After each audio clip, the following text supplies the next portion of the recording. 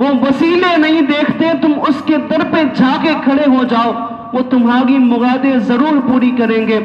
اور یاد رکھو کہ جہاں تمہاری طلب ختم ہوتی ہے وہاں سے عثمان کی سخاوت شروع ہوتی ہے، کہ جتنا تم چاہ کے گئے ہو وہاں سے تو ان کی شروعات ہوتی ہے، پھر دیکھنا وہ تمہیں کتنا نوازیں گے۔ تو چنانچہ وہ مسافر پوچھتا پوچھتا عثمان غنی کے گھر پہ پہنچا، اور ابھی دروازے کو دستک دی تو اندر سے آواز آ رہی تھی۔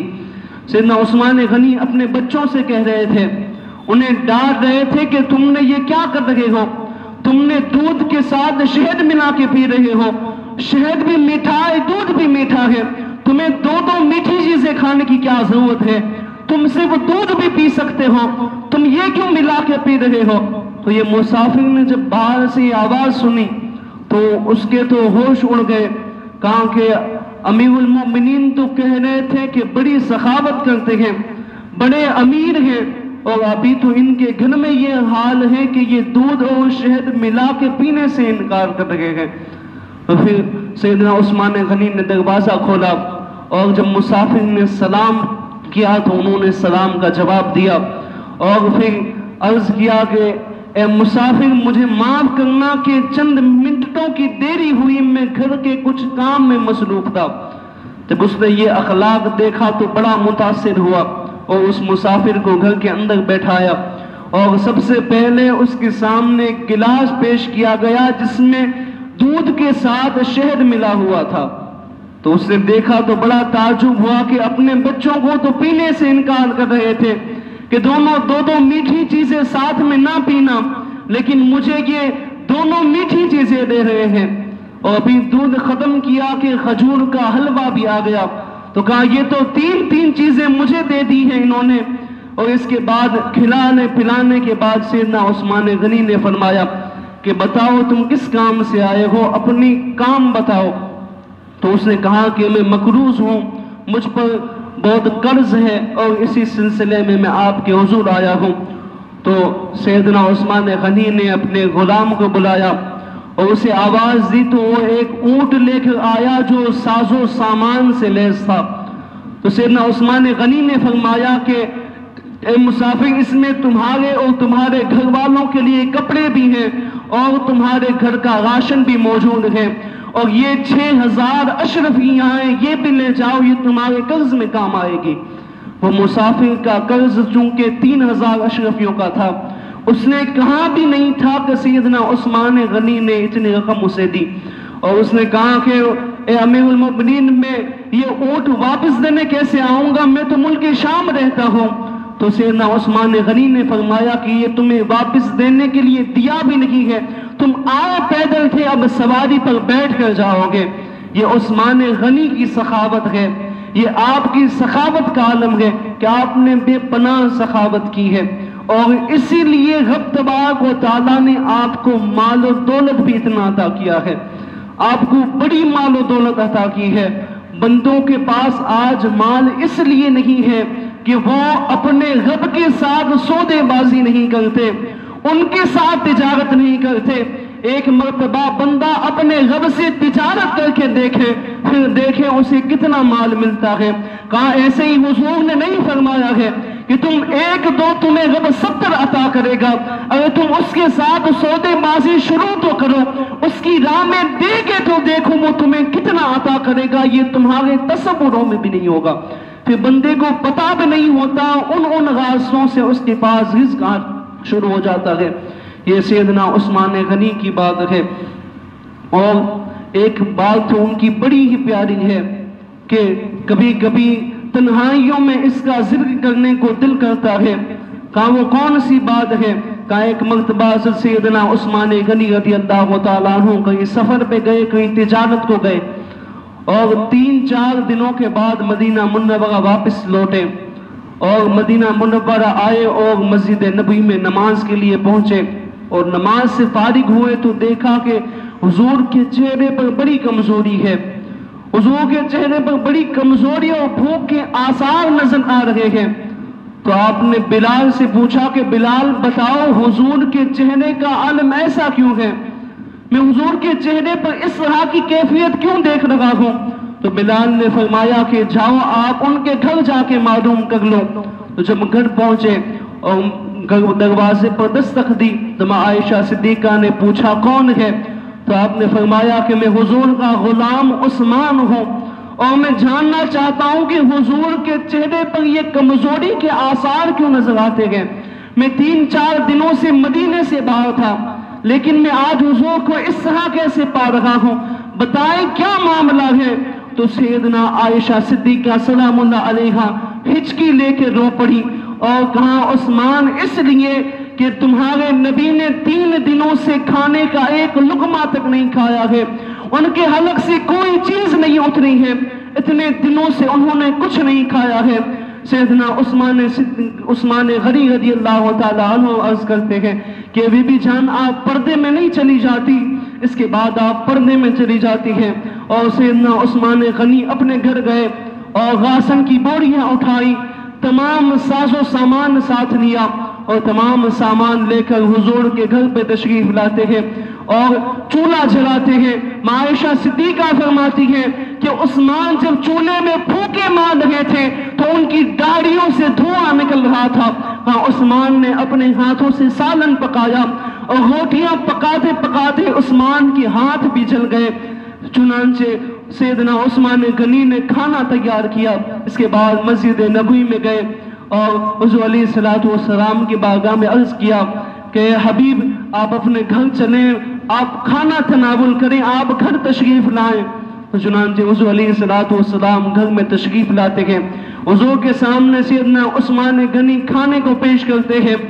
حضور نے ایک لقمہ کھانے کا اٹھا کر اپنے منہ میں ڈالا کہ عثمان غنی زاروں کتار رونے لگے۔ 600 اشرفیوں کی تھیلی زمین پر پھینک کر عثمان زاروں کتار رونے لگے اور عرض کرنے لگے یا رسول اللہ صلی اللہ علیہ وسلم، عثمان اپنی دولت کو ہاتھ نہیں لگائے گا اگر اس کی دولت آپ کے کام نہ آ سکے۔ یا رسول اللہ اس دولت کو عثمان نے ہاتھ نہیں لگانا ہے، اگر یہ دولت آپ کے کام نہ آ سکے، آپ کے گھر میں چولہا نہ جل سکے تو عثمان اس دولت کو ہرگز ہاتھ نہیں لگائے گا۔ عثمان آپ وہاں سے تشریف لے جاتے ہیں۔ اس کے بعد حضور علیہ السلام نے دعا فرمائی،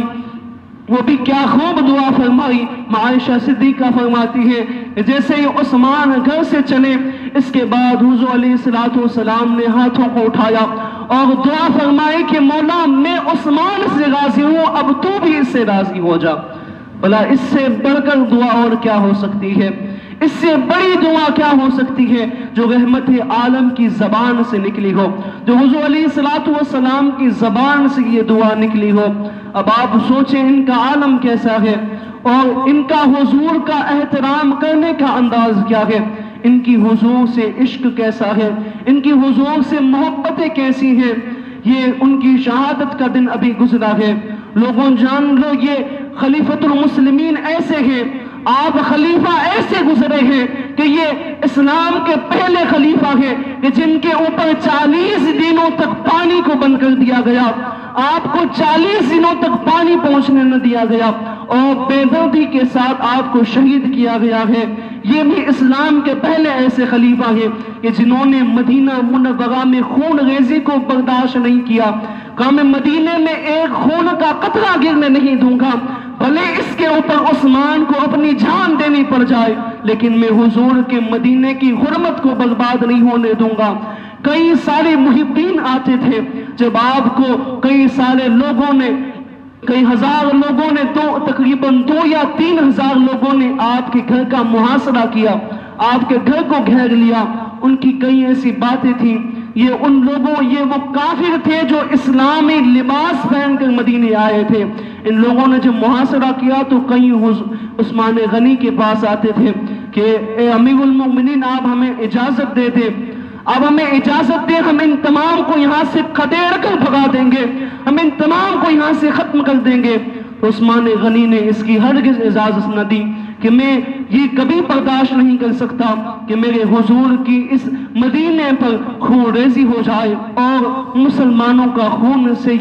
یہ زمین میری ہو جائے، یہ عثمان ہرگز برداشت نہیں کر سکتا۔ لوگوں کربلا کا عالم تو وہ تھا کہ جس میں امام حسین کو پانی کی ضرورت تھی اور سیدنا عباس علمبردار وہ مشکیزہ لے کر نہر فرات تک پہنچے تھے اور پانی کا مسکیزہ لے کر امام حسین تک لانے والے تھے، لیکن ان کو کافروں نے وہ لانے نہ دیا۔ لیکن جب عثمان غنی کو پانی نہ دیا جا رہا تھا، جب 40 دنوں تک پانی کو بند کر دیا گیا، تب آپ کے لیے پانی لے جانے والا کوئی تھا تو وہ سیدنا علی المرتضیٰ کرم اللہ تعالی وجہ الکریم کی ذات تھی۔ آپ پانی کا مشکیزہ لے کر نکلے، لیکن کسی نے ایسا تیر مارا کہ وہ مشکیزہ پھٹ گیا اور پانی سارا زمین پر بہ گیا۔ تو سیدنا علی المرتضیٰ نے ان سے کہا تھا کہ تم 2000 بھلے ہو، مجھے عثمان کی اجازت نہیں ہے، لیکن علی اگر عثمان اجازت دے دے تو یہ علی اکیلا ہے کہ 2000 کو ختم کر دے، یہ میں قوت رکھتا ہوں، لیکن مجھے عثمان اجازت نہیں دیتے ہیں، اس لیے آج تم یہ زور آور ہوئے ہو۔ یہ علی المرتضیٰ تھے کہ جنہوں نے پانی کا مشکیزہ وہاں تک پہنچانا چاہا، لیکن کافروں نے اس مشکیزے کو وہاں تک پہنچانے نہ دیا۔ اسلام نے یہ دور بھی دیکھا ہے، اسلام نے ایسے ماحول سے بھی اسلام گزرا ہے، ایسے ہی اسلام ہم تک نہیں پہنچا ہے۔ کئیوں نے ایسی قربانیاں دی ہیں یہ جو ہمارے تصوروں سے بھی پرے ہے، جو ہمارے فہم و گمان میں بھی نہیں آ سکتی ہے۔ ایسی انہوں نے قربانیاں دی ہیں، اپنی جانوں کو نثار کر دیا ہے، اپنے مالوں کو بھی نثار کر دیا ہے، تب جا کر اسلام ہم تک پہنچا ہے۔ اس میں کئی اسلام کی مجاہدوں نے اور اہل بیت رسول نے اپنی قربانیوں کو پیش کیا ہے، تب جا کر اسلام ہم تک پہنچا ہے۔ اور اسلامی سال کا پہلا مہینہ محرم ہے اور آخری مہینہ ذوالحجہ ہے۔ اب اسی سے آپ غور کریں کہ اسلام کا سال شروع بھی قربانی سے ہوتا ہے اور ختم بھی قربانی پر ہوتا ہے، کہ اسلام کا سال جب شروع ہوتا ہے تب بھی محرم الحرام کا مہینہ آتا ہے، جو ہمارے لیے قربانی کا مہینہ ہے، جس میں ہمارے اہل بیت نے اپنی قربانیاں دی ہیں۔ امام حسین کے گھرانے نے اپنے سروں کو قربان کیا ہے، اور ذوالحجہ کا مہینہ ہے کہ یہ بھی ہمارے لیے قربانیوں کا مہینہ ہے۔ یہ اسلام ہم تک پہنچا ہے، اس میں بڑی لوگوں کی قربانیاں ہیں، بڑے لوگوں کے اپنی تمام چیزوں کی قربانیاں دی ہیں۔ اور سیدنا عثمان غنی سے حضور کو محبت کتنی تھی، آپ کو بتاؤں کہ آج کچھ لوگ ایسے ہیں کہ جو مدعی کائنات کو عثمان غنی کے بارے میں بڑی باتیں کہتے ہیں، کہتے ہیں ان دونوں کا رشتہ ایک نہیں تھا، ان دونوں کو ایک دوسرے سے محبت نہیں تھی۔ یہ لوگ کیسی باتیں کرتے ہیں؟ ارے عثمان غنی تو وہ ہے کہ جس سے حضور نے اتنی محبت کی کہ اپنی ایک بیٹی کے انتقال کے بعد دوسری بیٹی بھی عثمان کے نکاح میں دی، اور حضور علیہ الصلوۃ والسلام نے کیا فرمایا کہ ابھی میرے پاس صرف 2 بیٹیاں ہیں، اگر میرے پاس 40 بیٹیاں بھی ہوتی تو میں یکے بعد دیگر تمام عثمان کے نکاح میں دے دیتا۔ اب آپ سوچیں حضور کو ان سے محبت کتنی تھی، ان سے حضور کو محبت تھی کتنی، انہوں نے کیسی جانثاریاں پیش کی ہے، انہوں نے کیسی جانوں کو نثار کیا ہے۔ اور ایک اور بات آپ کو بتاؤں کہ ایک مرتبہ حضرت عثمان غنی رضی اللہ تعالیٰ عنہ نے حضور کی دعوت کی تھی، کہا جب حضور کی دعوت انہوں نے کی تو وہ حضور کے پاس آئے، حضور کو عرض کیا کہ یا رسول اللہ صلی اللہ علیہ وسلم میں آپ کی دعوت کرنا چاہتا ہوں، آپ میرے گھر تشریف لائے۔ تو چنانچہ حضور علیہ السلام کی عادت تھی کہ کوئی بھی دعوت کے لیے کہتا تو اس سے پوچھتے کہ کتنے لوگوں کی تم دعوت دیتے ہو، اتنوں کو میں اپنے ساتھ لے کر آؤں، اس کے علاوہ حضور اور کسی کو ساتھ میں لے جاتے۔ تو سیدنا عثمان غنی نے عرض کیا کہ یا رسول اللہ صلی اللہ علیہ وسلم آپ کے ساتھ آنے والے اگر ہزاروں بھی کیوں نہ ہو، اس عثمان کو سب کی دعوت قبول ہے، یا رسول اللہ آپ جتنوں کو چاہیں اپنے ساتھ لے آئیں، عثمان آپ سب کی دعوت کرنا چاہتا ہے۔ تو چنانچہ سیدنا عثمان غنی رضی اللہ تعالیٰ عنہ نے حضور کی دعوت کی، حضور نے تمام صحابہ کو اعلان کیا کہ کل ہمیں عثمان کی دعوت پہ جانا ہے، اس کے گھر ہمیں دعوت کھانی ہے۔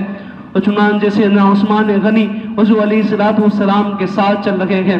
آگے حضور چل رہے ہیں، پیچھے سیدنا عثمان غنی چل رہے ہیں، اور پورا صحابہ کرام کا ایک قافلہ ہے، اور عثمان کا یہ حال ہے کہ حضور چلتے ہیں، حضور جتنے قدم چلتے ہیں عثمان اتنے قدم کو گن رہے ہیں۔ چنانچہ جب عثمان غنی کے گھر تک پہنچے، اس کے بعد وہ قدموں کی تعداد کئی ہزاروں تک پہنچی تو سب نے پوچھا کہ عثمان حضور کے قدم کیوں گن رہے ہو؟ تم نے مسجد نبوی سے لے کر اپنے گھر تک حضور جتنے قدم چلے گئے ان تمام قدموں کو تم نے گنا ہے، بتاؤ تو صحیح تم یہ کیوں کر رہے تھے؟ تو سیدنا عثمان غنی رضی اللہ تعالیٰ عنہ نے فرمایا کہ میں اس لیے گن رہا تھا کہ عثمان کی دعوت کو حضور چل رہے ہیں، حضور جتنے قدم بڑھائیں گے میں ایک ایک قدم کے بدلے ایک ایک غلام کو خرید کے آزاد کر دوں گا۔ اب آپ سوچیں وہ کتنی قربانیاں ہیں، کہاں ایک غلام کو آزاد کرنا گویا اس زمانے میں 10 لاکھ روپے کا خرچہ کرنا، اس دور کے حساب سے سوچے اتنے ہزار قدم حضور چلے تھے، ہر ایک قدم پر عثمان غنی نے ایک ایک غلام کو خرید کے آزاد کیا ہے۔ اور جب گھر پر پہنچے تو عثمان غنی رضی اللہ تعالیٰ عنہ نے ہر ایک ڈش بنا کے رکھی تھی جو اس وقت لوگوں میں بن رہی تھی، ہر طرح کی غذائیں آپ نے تیار کر کے رکھی تھی۔ تمام غذاؤں کو کھانے کے بعد حضور علیہ السلام واپس پلٹے اور سیدنا ماں خاتون جنت سلام اللہ علیہا ماں فاطمہ الزہرا فرماتی ہے کہ جب مولا کائنات گھر واپس لوٹے تو وہ آ کر فوراً سو گئے، وہ آ کر لیٹ گئے تو میں نے پوچھا کہ اے مولا کائنات آپ بتائیں آپ آتے ہی فوراً کیوں سو گئے ہو؟ تو علی المرتضیٰ کرم اللہ تعالی وجہ الکریم نے مجھ سے فرمایا کہ فاطمہ آج عثمان نے حضور کی دعوت کی تھی اور وہ بھی کیا شان والی دعوت تھی، بڑی عجیب غذائیں پکا کے رکھی تھی، ہر طرح کی غذائیں موجود تھی، میں آج اس دعوت سے ہو کے آیا ہوں۔ اور اس کے بعد آپ کی آنکھوں میں آنسو آ جاتے ہیں تو ماں خاتون جنت پوچھتی ہیں کہ علی آپ کی آنکھوں میں آنسو کیسے گئے؟ تو مولا کائنات علی المرتضیٰ نے فرمایا کہ فاطمہ اور حد تو یہ ہے کہ جب حضور علیہ السلام جتنے قدم چل کے گئے ہیں اس کے بدلے میں عثمان نے ایک ایک غلام کو آزاد بھی کیا ہے، کاش رب نے مجھے بھی دولت عطا کی ہوتی تو میں بھی ایسی حضور کی دعوت کراتا،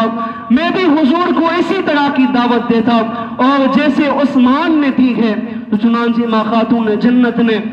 ماں علی المرتضیٰ کرم اللہ تعالیٰ وجہ الکریم سے فرمایا کہ آپ جائیں حضور کو دعوت دے کر آئیں، آپ جائیں حضور کو دعوت دے کر آئیں اور ایسی ہی دعوت دیں جیسی عثمان نے دی تھی، آپ دعوت دے کر واپس آ جائیں۔ علی المرتضیٰ جانتے تھے کہ یہ صرف فاطمہ نہیں بول رہی ہے، اس کی رگوں میں دوڑنے والا حضور کا خون بول رہا ہے۔ چنانچہ علی المرتضیٰ نے حضور علیہ السلام کو دعوت دی اور حضور سے کہا کہ آپ حضور جتنے صحابہ کو لے کر آئے آپ سب کو لے کر آئیں، سب کی ہمارے گھر دعوت ہے۔ کیا حضور نہیں جانتے تھے کہ علی کے گھر میں کھانے کو کوئی چیز موجود نہیں ہے؟ کئی دنوں سے ان کے فاقے چل رہے ہیں اور آج دعوت تمام صحابہ کی دے رہے ہیں، تو یہ ضرور کوئی الگ بات تھی۔ حضور علیہ السلام نے دعوت کو قبول کیا اور دوسرے دن جب حضرت علی حضور کو لینے کو گئے تو ماں خاتون جنت نے کہا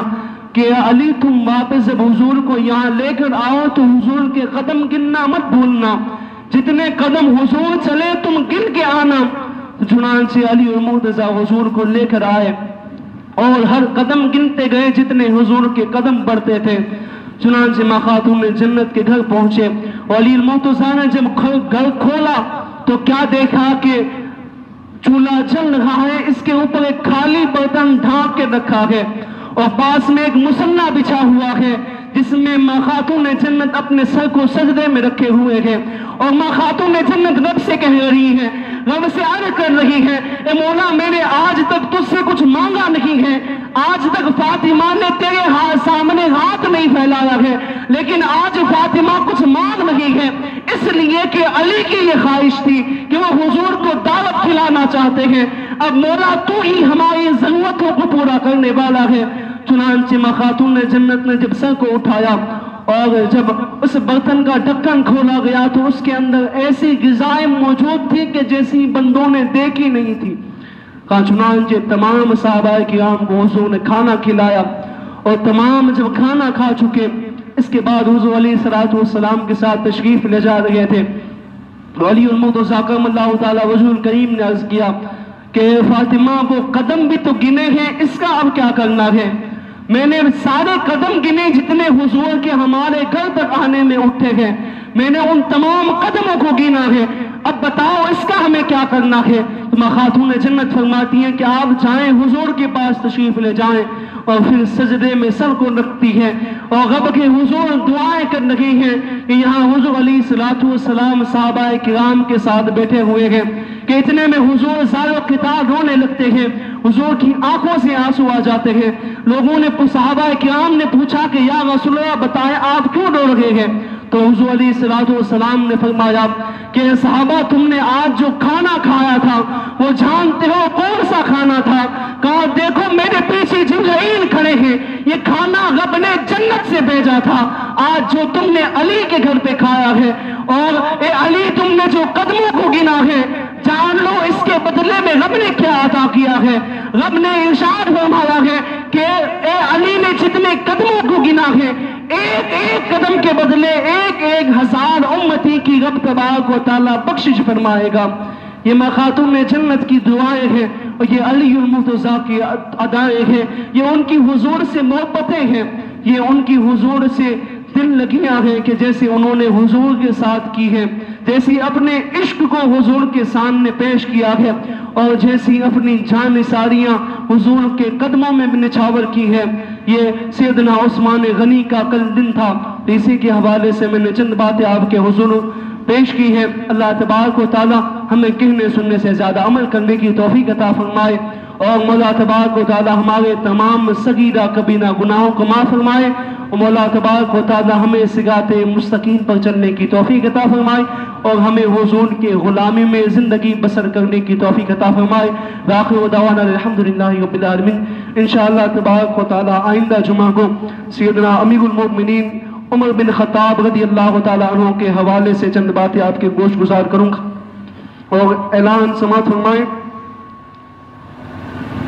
کہ رستم صاحب کہ جن کی ہارٹ سرجری ہوئی ہے اور وینٹیلیٹر پر ہے اور راجکوٹ ہاسپٹل میں وہ ایڈمٹ ہے، تو آپ تمام حضرات سے گزارش ہے کہ ان کے لیے دعا کروائیں کہ مولا تبارک و تعالیٰ انہیں شفائے کلیہ عاجلہ عطا فرمائے، اور حلیمہ بن سلیم بھائی بوکس والے وڈالہ میں بیمار ہیں تو ان کے لیے دعا کریں کہ مولا تبارک و تعالیٰ انہیں شفائے کلیہ عاجلہ عطا فرمائے۔ اور ایک اور اعلان سماعت فرمائے کہ کل یعنی 31 تاریخ بروز سنیچر کو بعد نماز مغرب نوابندر میں حضور مولائے کائنات علی المرتضیٰ کے ولایت کا موقع جو ابھی کل گزرا ہے، یوم غدیر گزرا ہے، اسی کے حوالے سے ایک عظیم الشان پروگرام رکھا گیا ہے کہ جس میں نعت خوانی کے لیے کیزین گروپ راجکوٹ سے وہ تشریف لائیں گے اور خطابت کے لیے سید مولانا امین القادری مالیگاؤں والے وہ تشریف لائیں گے۔ تو آپ تمامی حضرات اس جلسے میں ضرور شرکت فرمائیں اور ثواب دارین حاصل کریں۔ یہ جلسہ نوابندر